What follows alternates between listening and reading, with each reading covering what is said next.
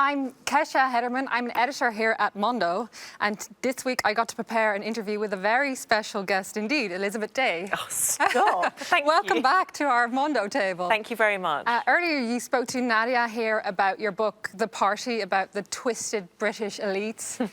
It's a huge bestseller, but perhaps you're even better known because of your podcast, How to Fail. On the podcast you speak to famous Brits, mostly about their biggest failures in life and the lessons they learn from failing. You've now also written a book about it, How to Fail. And of course, surprise, surprise, it also became an instant bestseller. Everything you touch seems to turn to gold. That's a very kind assumption, but it's not actually true because I'd written 4 books before The Party came out. And actually, it was The Party that became my first success, really. Yes. And then How to Fail, I mean, I'm aware of the irony that, yeah, How to Fail has become the most successful thing I've ever done. Interesting. So in learning how to fail, I've also learned how to succeed more. Why? We'll get to that in a minute, but first I'd love to know, why is it that you started the podcast about failure? What was it that drew you to the subject? Well, the short answer is that I got dumped. So someone broke up with me. It does. Happens to me a lot. So it's 3 weeks before my 39th birthday. Mm-hmm. And it felt very dramatic because 39, I think, for a woman is a very potent age. Mm-hmm. And I was left staring down the barrel of my 40s thinking, I'm single, I don't have children, I'm alone. Will I ever be happy and will my life ever be how I thought it was going to be?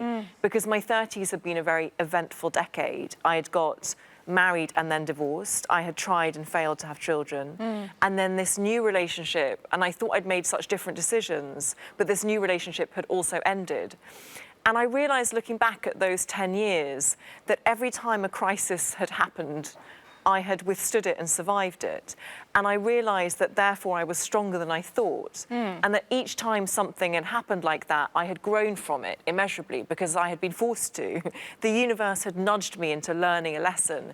And that was really the starting point for the podcast. I wanted to open up a conversation about failure more widely, where I made people feel safe enough to be honest about their own vulnerabilities. Actually, the person that was the first guest on your show seems to me like also the most successful person in the world right now. She's a complete idol to many. I'm talking about Phoebe Waller-Bridge, the actress, the creator of Fleabag, for which she won a whole series of awards, Emmys, Golden Globes. Can you tell us what she failed at? Well, the reason that she was my first guest was because for the first season of the podcast, I genuinely didn't really know what I was doing. And it was just me. So in order to get guests, I really relied on friends and contacts. And Phoebe happens to be a friend of mine from before she was famous. Lucky. I know. So she agreed to do it. So that was super lucky. And interestingly, I had her back on the podcast recently because in the year before she came on for the second time, she had become, as you say, a global icon of success. And I was very intrigued in finding out what that level of success felt like and whether there were still points that she felt she had failed at, and there were. And I think what she failed at the second time that she came on was one of her failures was keeping her family sufficiently informed of what she was doing, because Fleabag is a tragicomedy set in a family. And obviously it's very difficult for families of creators not to see potentially themselves in fictional characters. And so she regretted not having made it clear enough that these were complete inventions. I think she mentions that she feels she's held to a higher standard as a woman. Do you recognise that? Yeah, I think when I started doing the podcast, what I realised was that women feel that they fail more. This is a very general, this is me speaking in generalisation, so I realised that there were going to be exceptions to every rule. But for the first season of the podcast, all of the men that I approached, apart from one, said to me, I don't think I'm right for this podcast because I don't think I failed.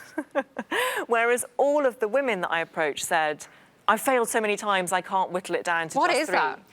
I think it's because if you are white, male and middle class, you are lucky enough still to be born into a world that is made in your image. So if you encounter an obstacle, it seems overcomable and it seems as if you're destined for success because the world is on your side.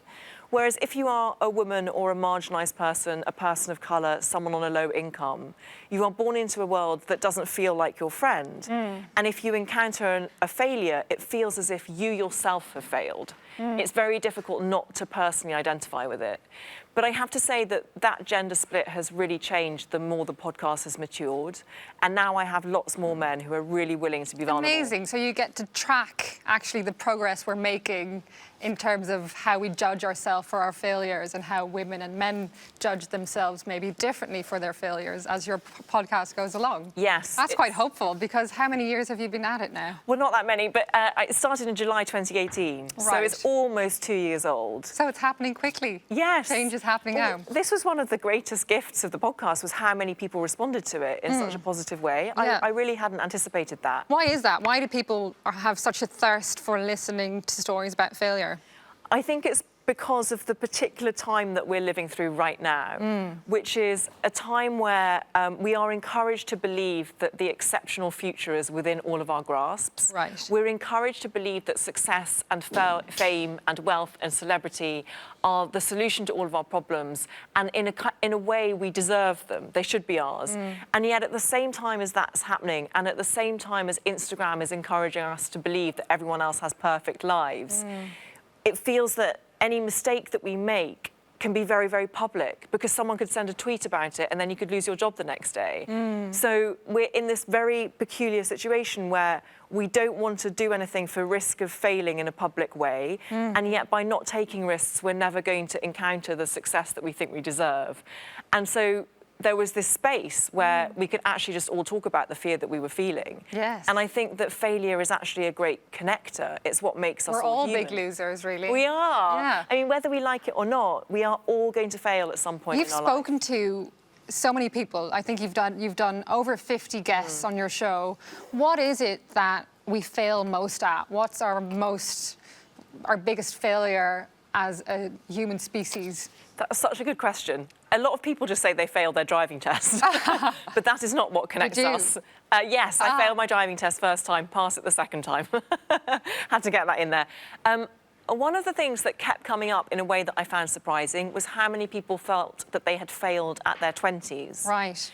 And I think it's because for many of us it's a very uncertain decade where it's the first time for the majority of us that we've left full-time education. Yeah. And we're used to having our life measured out in exams and getting a grade that tells you how you've done. Yes. But then when you're in your 20s, there's no exam for being an adult. So there is no one to say, oh, well done, you went to the office today. Yeah. And at the same time as you're trying to carve out a career for yourself, you're also, there's a sort of cultural expectation from movies and sitcoms that you should be having a wild time partying and having many one-night stands and dating everyone and drinking cosmopolitans at night like the women in Sex and the City. And actually it's really exhausting because your 20s are meant to be for forging your own identity. And sometimes as a result of that, it is natural to feel lost. And it's necessary to fail. It is. It is. So maybe, is there one piece of advice, because I'm hoping we have many viewers in their 20s, that you would give them about maybe not being so hard on themselves, or maybe something else? Definitely. I would say that life is not a race. The object of a race is to finish first, and no one wants to apply that to their lives. Life should be a long meander through a beautiful field of wild flowers. And there is no race to get to the end. So if you feel lost in your 20s and you feel that you failed at your 20s, it doesn't matter, because maybe your 30s will be for you, maybe even your 40s. And my experience of age has been incredibly empowering. We're taught to believe as women that age will diminish us, but it's completely the opposite. I feel more fully realised and more in control of who I am and what I do than I ever have before. So that's the other thing I would say, is to embrace the ageing process. Thank you. I will. Good.